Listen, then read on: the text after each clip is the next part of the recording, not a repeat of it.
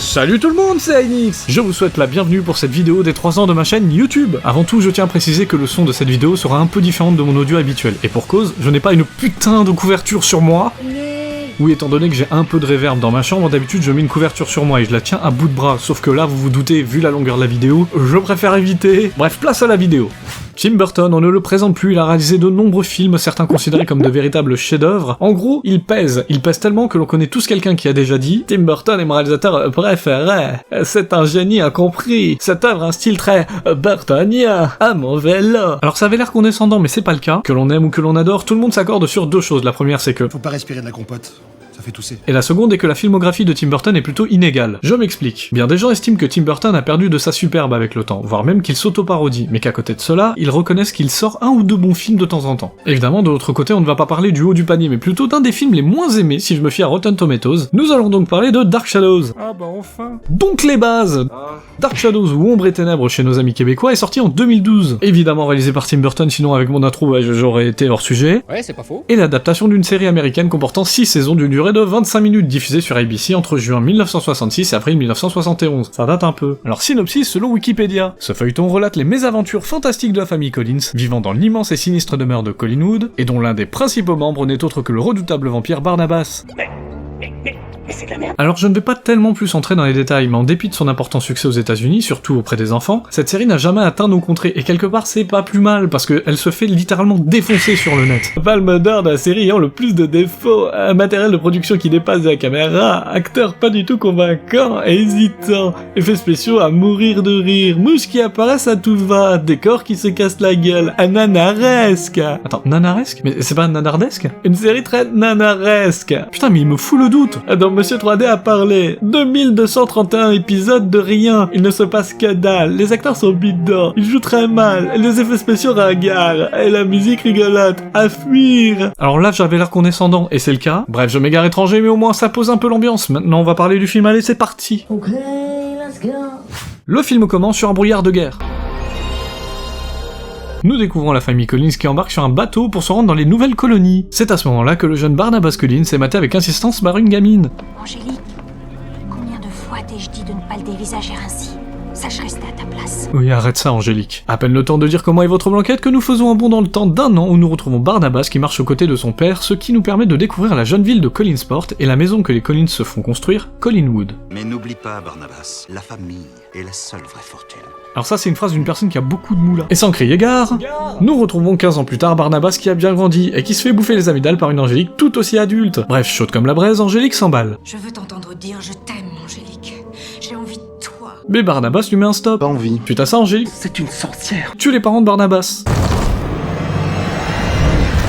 Et plus tard, s'en prend à Josette, l'amour de Barnabas, en la poussant à se suicider avec l'aide d'un sort. Si une autre il devait choisir, pour son cœur lui ouvrir, lors la magie calmera l'ire, et tout ce qu'il aime devra Mourir. mourir. Yes, 10 points. Malheureusement, Barnabas arrive trop tard, décide de se suicider de chagrin en criant. Et c'est la fin de Dark Shadows. Non, évidemment que non. Pourquoi je m'énerve? Bien entendu, Barnabas a survécu puisqu'Angélique l'a transformé en vampire au moment de sa chute. Et parce qu'elle est complètement flinguée, Angélique a rameuté toute la petite ville pour capturer Barnabas et l'emmener à Disneyland. Non, en fait, ils l'ont enfermé dans un cercueil de ferraille. Sinon, le film... 196 ans plus tard, nous découvrons une jeune femme qui est le portrait craché de... Cette dernière semble vouloir rejoindre le manoir de Collinwood pour répondre à une annonce pour devenir gouvernante. Et là nous avons droit à la fameuse méthode pour se trouver un nom quand on veut cacher son identité mais qu'on n'a pas d'idée, ou la technique pour se trouver un pseudo. Enchantée, je m'appelle Victoria Winters. Mais appelez-moi Vicky. Oh là là, tellement de possibilités. BC Sport, Amtrak Vacation, Ski Victoria BC Winter Sport... Appelez-moi Vicky. D'accord. Bon, une fois descendu du train, Vicky rencontre des hippies en faisant du stop. Sinon, cette fille, c'est Anna Murray, et elle a joué dans plein de séries, dont Game of Thrones. Voilà. Vicky arrive à Collinwood et est accueillie par Willy, l'un des 2 seuls domestiques de la maison. Mais c'est à ce moment-là qu'arrive Elizabeth, la matriarche de la famille Collins. Bienvenue à Collinwood. Tâchez de nous imaginer en de meilleurs jours. L'entretien se passe bien, Vicky est engagée, et Elizabeth décide de la présenter à sa famille, en commençant par sa fille Caroline. Caroline, je te présente Mademoiselle Winters.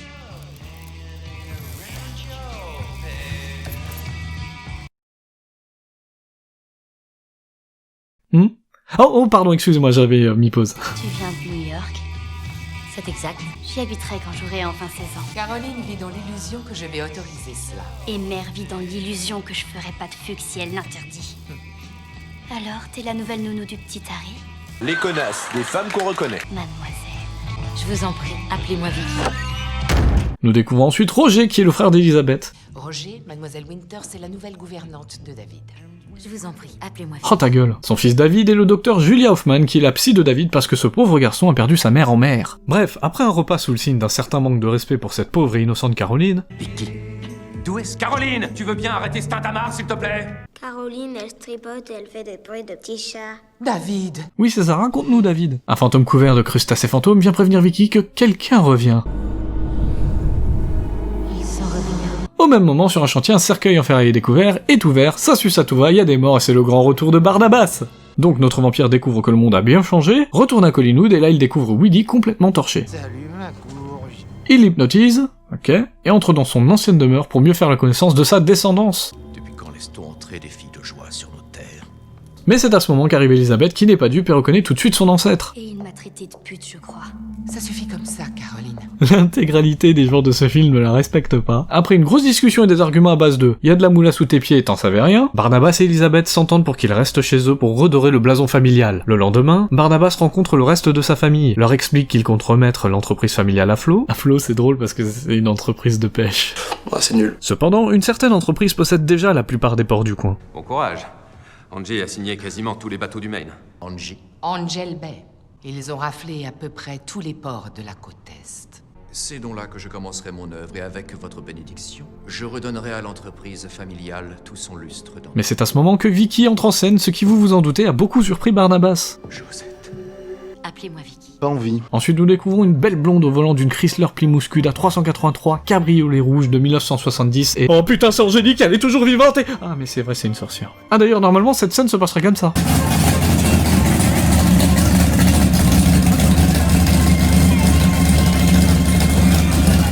Donc nous découvrons Angie est la patronne d'Angel Bay, Habile. tandis que ses employés lui expliquent que des ouvriers sont morts sur un chantier. Un psychopathe leur a déchiqueté la gorge. Dans quelle partie de la forêt? Elle se rend sur les lieux, découvre que Barnabas s'est libéré et se met en route pour Collinwood avec sa magnifique Chrysler Plymouth. Angélique frappe à la porte, insiste pour voir Barnabas et tombe sur Caroline. Caroline, je suppose. On sent la future créature de charme. Mais c'est à ce moment-là qu'arrive Elisabeth. Angélique! Et Barnabas, réveillé par le foutoir mis par Angie, se lève et découvre sa pire ennemie face à lui, se présentant sous le nom de... Je m'appelle Angie Bouchard. Bouchard. Vous m'en direz tant. Mais il est con, il est tellement choqué qu'il a dit qu'il s'appelait Vous m'en direz tant, alors qu'en fait son prénom c'est... Allez, la suite. Sans attendre, Angie et Barnabas s'isolent pour régler leur compte et... Ok. Bref, Angie lui fait des avances, lui la menace de dire que c'est une sorcière, elle rigole, lui dit que c'est pas lui qui décide et repart aussi sec. Transition plan rocher et vague. Barnabas explique à Elisabeth qu'Angie est une sorcière, s'apitoie sur son sort, et Elisabeth le remet alors d'aplomb, prouvant que c'est définitivement elle la femme qui dirige la maison. Il a fallu vous emmener de force et vous cloîtrer dans une boîte de fer pour vous empêcher de lutter. Par Dieu, c'est la vérité. Voilà pour vous l'occasion de reprendre la lutte. Et je bataillerai sans relâche. S'ensuit toute une séquence en musique pour nous montrer le retour de la famille Collins dans le game du Poiscaille. Il ne sait pas où dormir. Il se brosse les dents alors qu'il n'a pas de reflet. Évidemment, ça ne plaît pas à Angélique, et pour couronner le tout, Barnabas décide de débaucher des pêcheurs en passant par le vieux loup de mer Silas Carney, campé par un Christopher Lee qui, je pense, n'a plus de batterie mais faites quelque chose. Ah non, on me dit qu'il a décidé de ne pas jouer. Très bien. Qu'à cela ne tienne, Barnabas n'est pas impressionné par son non-jeu et l'hypnotise. C'est drôle parce que Dracula se fait hypnotiser par un vampire. Abonnez-vous. Ce qui permet à la famille Collins d'avoir des pêcheurs. Nous continuons de suivre Barnabas qui se trouve devant la chambre de Caroline et... Attends, qu'est-ce que tu fais Barnabas? Putain, arrête, c'est ta descendante, tu vas le regretter mec, tu vas... Ah non, d'accord, en fait c'est juste qu'il est en train de mater la lampe à lave, qui ressemble à du sang. Le docteur Hoffman le surprend et décide de le prendre en consultation. Le docteur hypnotise le vampire et boum, débarque dans le bureau d'Elisabeth pour dire qu'elle a découvert le terrible secret de Barnabas, que c'est, tous avec moi, un vampire. Quoi? Évidemment, Elisabeth est imperturbable et embobine le docteur avec une aisance. Vous savez, Julia, je m'attendais à autre chose de vous. Une thérapeute de votre qualité devrait le trouver fascinant, non? Sur le plan médical, psychologique et physique, il est fascinant. Soyez donc fascinée, Julia.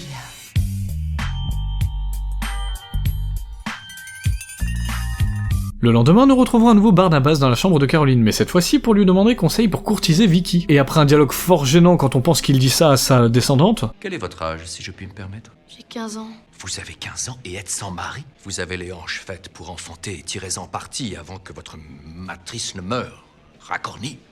Bref, ça parle de Vicky. Elle a la paire de hanches la plus prolifique que mes yeux ont jamais couvert. Ah putain. Et Caroline donne un conseil à Barnabas. Si tu veux te la faire, il va falloir que tu changes de méthode. Laisse tomber le côté tordu swinging London et sors avec des gens normaux un peu. Nous retrouvons alors les hippies du début qui discutent avec Barnabas dans une scène un peu longue et un poil inutile, mais en résumé, ça parle d'amour, puis Barnabas les tue. Voilà, mais c'était sûr en fait! Transition Collinwood, nous retrouvons Barnabas, quelle surprise, avec le docteur Hoffman qui tente une transfusion de sang pour que Barnabas redevienne humain. Ok, pourquoi pas, mais le docteur ajoute que c'est un peu con, parce que si elle pouvait ne plus vieillir et par extension ne plus perdre sa beauté avec les années, cela l'arrangerait pas mal. Ce à quoi Barnabas répond: Si vous dites vrai, madame, vous avez dû être au commencement la plus belle des créatures qui ait jamais vécu. Et pour le remercier de ce gentil compliment, le docteur Hoffman décide de refaire les lacets de Barnabas. Moi, c'est comme ça que j'ai compris cette scène.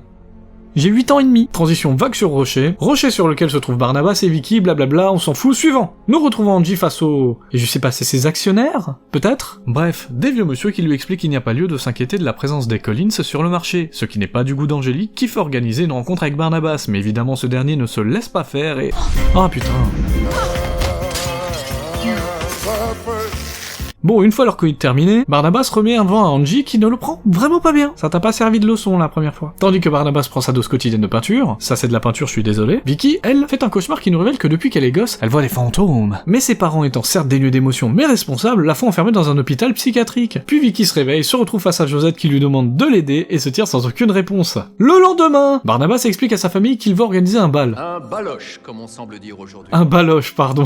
Pour montrer à toute la ville que la famille Collins a à nouveau du pouvoir. Ce qui fait plaisir à Roger. Montrons que dans la famille, on a des baloches bien remplis. Certes. Mais Caroline explique que ça ne se fait plus de donner des balles, mais qu'on organise plutôt... Un happening. Alors je vais faire une courte pause. On est d'accord que Caroline est défoncée à la colle. Depuis le début du film, elle est totalement aux fraises. Bref, reprenons. Nous nous retrouvons alors à la fameuse soirée, excusez-moi. Un happening. Voilà. Où tout le monde est très content parce qu'il y a Alice Cooper, qui est vieux. Et oh bordel, faites quelque chose, je crois que le Dr Hoffman a trouvé la cachette de colle de Caroline. Nous retrouvons Barnabas qui découvre que Roger a demandé à David de surveiller que personne n'entre dans les vestiaires pour qu'il puisse voler l'argent des invités et se taper la nana préposée aux vestiaires. C'est honteux!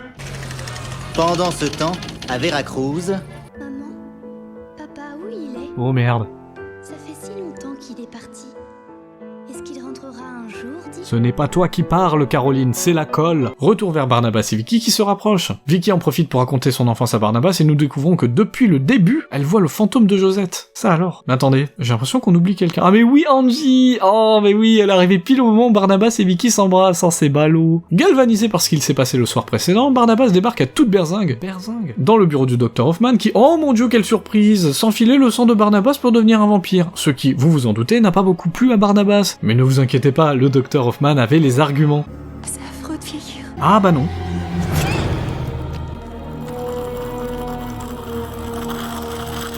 À peine le temps de se débarrasser du corps du docteur Homer que le lendemain arrive et que nous retrouvons Barnabas, oui, qui chope Roger et lui pose un ultimatum. Soit se comporter comme un bon père, soit se casser avec de la thune.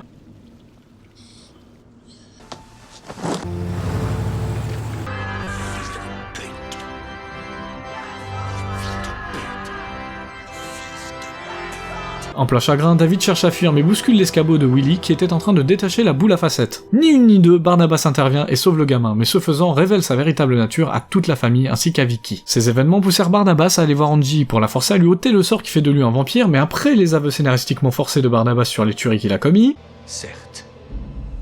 J'ai tué le Dr Hoffman, ainsi que les ouvriers et les gentils jeunes gens mal coiffés et barbus.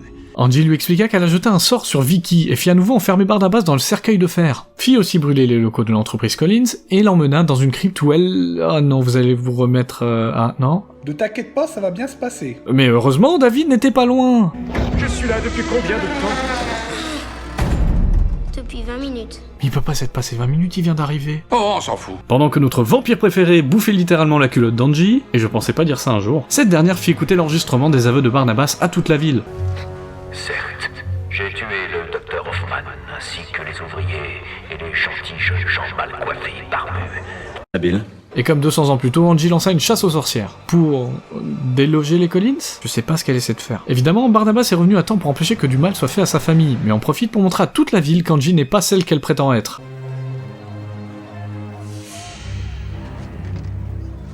Allez, rentrez chez vous maintenant.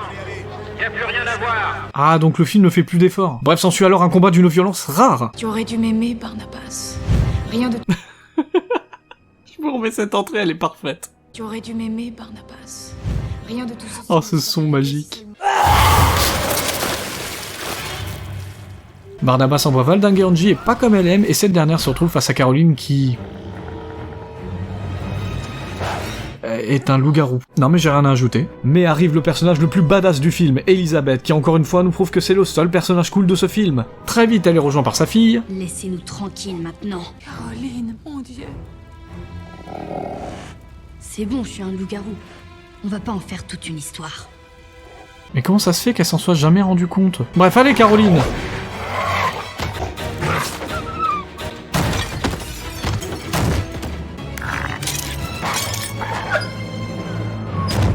C'est pas grave Caroline. Angie révèle que c'est elle qui a transformé Caroline quand elle était un bébé, et que c'est aussi elle qui a tué la mère de David. Mais oh mon dieu, c'est à ce moment-là que le fantôme de la mère de David apparaît et éjecte Angie contre le lustre. Ok, pourquoi pas? Et c'est la fin d'Angie Bouchard. Mais le film n'est pas fini. Tandis que les Collins regardent leur maison brûlée... On fait quoi maintenant? Ce que nous faisons depuis toujours. Tenter de conquérir le monde. Barnabas fonce vers la colline pour sauver sa bien-aimée qui saute quand même, ce qui force Barnabas à sauter pour la transformer en vampire. Et c'est sur ceci que se termine Dark Shadows. Mais en fait non, parce que nous nous retrouvons face au corps immergé du Dr Hoffman qui est un vampire. Fin. Alors, pourquoi j'ai décidé de vous parler de ce film? Est-ce que c'est pour le défendre? Est-ce qu'il y a une raison plus profonde à ça? Non, il fallait juste que je trouve un film pour la vidéo, et j'aime bien celui-là. Bon, je sais, il est un peu bizarre ce film, mais j'avais de bonnes raisons de le regarder. Par exemple, le casting. Il y a évidemment Johnny Depp et Helena Bonham Carter, les chouchous de Burton, l'incroyable Michelle Pfeiffer, dont j'ai énormément de mal à prononcer le nom de famille, qui est juste parfaite dans ce film. Vraiment, j'aime beaucoup son personnage, qui, si je ne m'abuse, n'avait pas joué dans un film de Tim Burton depuis Batman le défi. Eva Green, qui, même si je ne suis pas fan, remplit son rôle de sorcière littéralement folle amoureuse à la perfection. Jackie Earle Haley, que vous avez pu voir dans Robocop, le remake. Et surtout, vous avez pu le voir dans le rôle de Rorschach dans Watchmen, et qui joue ici un personnage qui certes ne casse pas trop pattes à un canard, mais que j'aime bien. Chloé Moretz, que beaucoup ont découvert avec Kick-Ass, moi y compris. Et Johnny putain de Lee Miller, le putain en moins. Un acteur que je suis super content de voir dans ce film, même s'il joue un connard. Il a quand même joué dans Trainspotting, dans Dexter, et il incarne quand même Sherlock Holmes dans la série américaine Elementary, qui même là-dedans est excellent, n'en déplaise au rageux. Un sacré casting certes, mais qui l'a pourtant pas empêché de faire un petit naufrage. C'est drôle, naufrage. Et c'est finalement l'exploitation mondiale qui a permis au film d'être repêché. Alors pourquoi ce film n'a pas marché finalement? Non, en vrai, j'en sais foutre rien, mais par contre, il y a certaines choses que j'aurais aimé voir. Comme par exemple le lien entre Roger et son fils David. J'aurais aimé voir leur relation développée, comprendre l'impact de la mort de la mère de David sur Roger par exemple. Ou alors nous montrer des scènes entre Vicky et David, puisqu'ils partagent le même don, c'est-à-dire voir les morts. Et je rappelle que Vicky est la gouvernante de David. Donc de mon point de vue, Burton avait toutes les cartes en main pour développer ça. Finalement, en regardant encore et encore ce film pour cette vidéo, plein de questions me sont venues, comme qui ferme la grille à chaque fois que quelqu'un arrive chez les Collins? Pourquoi Barnabas attend que l'entreprise soit sur pied pour engager des pêcheurs? Pourquoi la mère de David est partie en mer? Pourquoi Angélique n'a pas à nouveau enterré Barnabas? Pourquoi tout le monde écoute le policier quand il leur dit de rentrer chez eux? Comment un fantôme peut avoir le pouvoir de tuer une sorcière? Et surtout, pourquoi tout le monde a le feu au cul dans ce film? Et bien d'autres questions pour lesquelles nous n'aurons pas de réponse, mais ce n'est pas grave parce que même si ce film est bourré de défauts, il y a quand même Chloé Moretz. Merci à toutes et à tous d'avoir supporté ces longues minutes mal résumées sur Dark Shadows. J'espère que vous avez aimé autant que j'ai souffert pour sortir cette vidéo. Ça fait un moment que je voulais essayer ce format et comme je m'y attendais, c'est putain de dur. Alors c'est très différent de ce que je fais habituellement, donc ça doit se sentir, mais ce fut hyper instructif pour moi. Par contre, j'ai voulu vous préserver quelques séquences, principalement des scènes comiques, parce que on ne sait jamais, peut-être qu'un jour vous allez vouloir voir ce film, et ensuite parce que sinon cette vidéo elle ferait quand même 1 heure. Bref, encore merci d'avoir regardé, n'hésitez pas à vous abonner, à partager, à commenter, en plus de m'aider, cela me ferait super plaisir d'avoir vos retours, que ce soit sur ma vidéo ou sur le film. Je vous souhaite une bonne journée, soirée, nuit, matinée, et je vous dis à la prochaine! Des baloches bien remplies. T'es con ou quoi?